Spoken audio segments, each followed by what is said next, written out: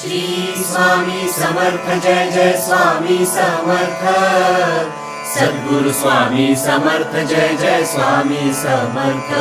महाराज श्री स्वामी समर्थ जय जय स्वामी समर्थ। सद्गुरु स्वामी समर्थ जय जय स्वामी समर्थ। जिथे स्वामी पाय तिथे न्यून काय, स्वये भक्त प्रारब्ध घडवी ही माय। ओम स्वामी समर्थ साधना केंद्र प्रस्तुत साधक स्वामींचा। सद्गुरू श्री स्वामी समर्थ आपल्या भक्तांना अनेकानेक अनुभव सतत देत असतात। भिवू नकोस मी तुझ्या पाठीशी आहे हे आपले वचन सिद्ध करत असतात। गेल्या वर्षी ओम स्वामी समर्थ साधना केंद्रामध्ये स्वामींच्या भव्य मूर्तीला रंग लावण्याच्या सेवेसाठी श्री विवेक कांबळे आले होते। ऐकूया त्यांचे अनुभव। नमस्कार, मी विवेक कांबळे पुण्याहून आलो। काकांचा मला फोन आला, अरे विवेक, अरे माणसं मला तो एक माझी मूर्ती पेंटिंग करून पाहिजे, तर तू केव्हा येतोस? काका मी सांगतो तुम्हाला दिवस केव्हा आणि काय ते ठरवतो।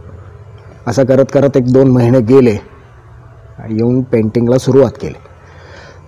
मूर्ती इतकी सुंदर आहे, तेज आहे। पेंटिंग झालं, काकांनाही आवडलं।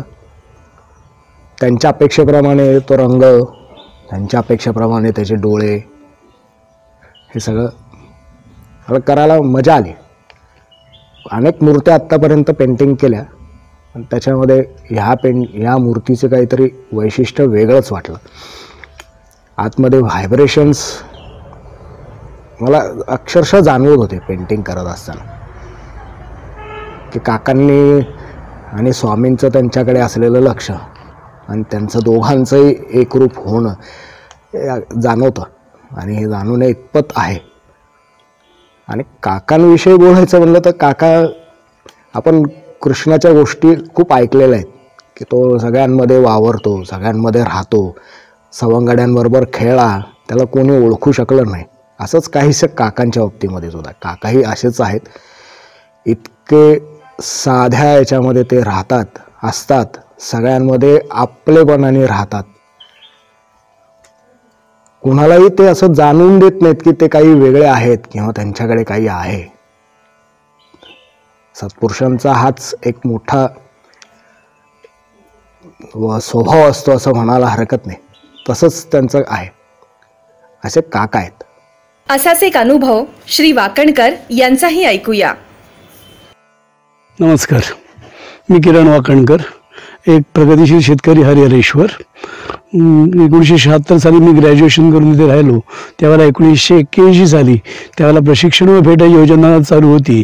त्यावेळेला एक चीफ ऑफिसर होते त्या योजनेचे, ते माझ्याकडे आले होते आणि त्यांनी मला एक स्वामी समर्थांसंबंधातलं एक छायाचित्र आणि नाही जन्म नाही नाम असं एक स्तोत्र दिलं आणि म्हणाले तुम्ही याचं कायम पठण करा, तुम्हाला याचा कायम लाभ होत राहील। आणि ते मी करत असताना स्वामींच्याकडे ओढला गेलो, परंतु माझ्यावरती डिपेंड माझे वृद्ध आई वडील असल्यामुळे कधीही मला अक्कलकोटला जाण्याचा योग कधी आलाच नाही।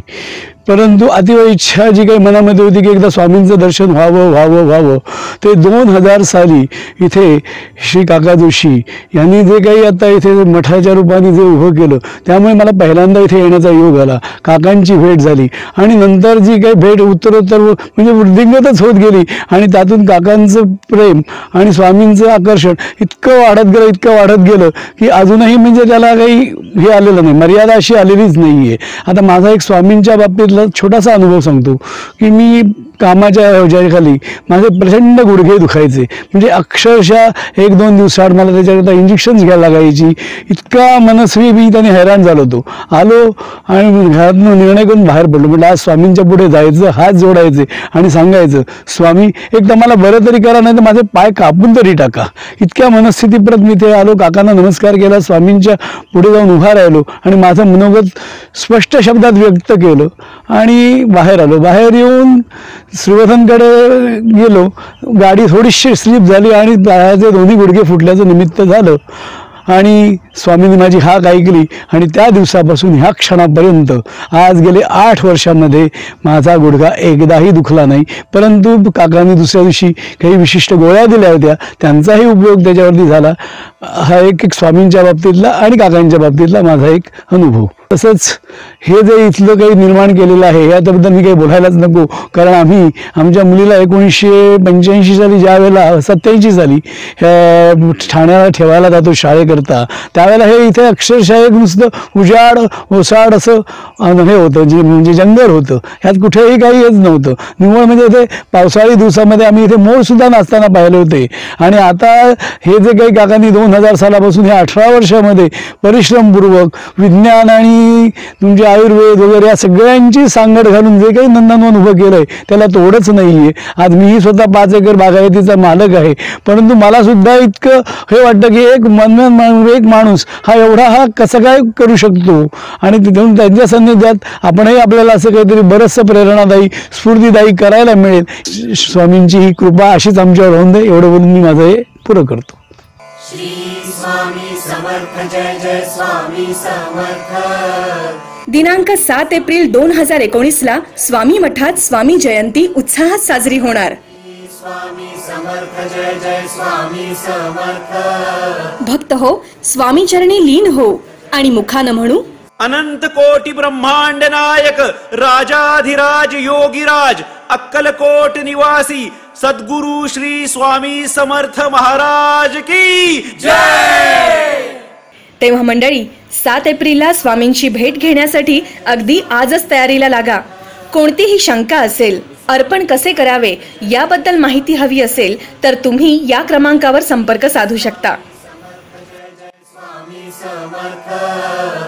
सद्गुरु स्वामी समर्थ जय जय स्वामी समर्थ. मग प्रत्यक्षच भेटूया स्वामींच्या चरणी. श्री स्वामी समर्थ महाराज की जय.